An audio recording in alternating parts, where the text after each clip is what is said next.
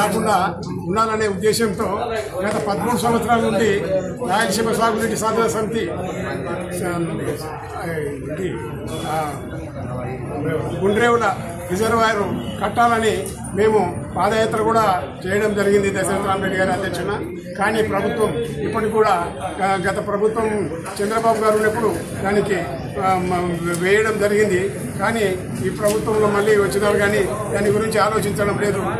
ఈ KC canal కింద రైతులు బతికి పట్ట కట్టాలంటే మాకు రావాల్సిన 40 టీఎంసీలు దాని నుంచి మనం స్టోరేజ్ చేసుకోవడానికి ఈ గుండ్రేవుల దగ్గర రిజర్వాయర్ నిర్మిస్తే మన ఈ కేసీ కెనాల్ రైతులు సంతోషపడతారు.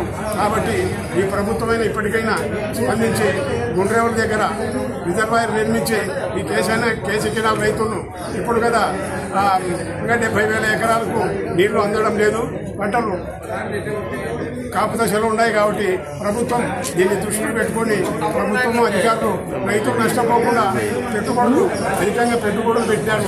కాబట్టి రైతులు నష్టపోకుండా ప్రభుత్వం అధికారులు చర్య తీసుకోవాలని మేము ప్రభుత్వాన్ని అధికారులను కోరుతున్నాము. లేదంటే దీని మీద పెద్ద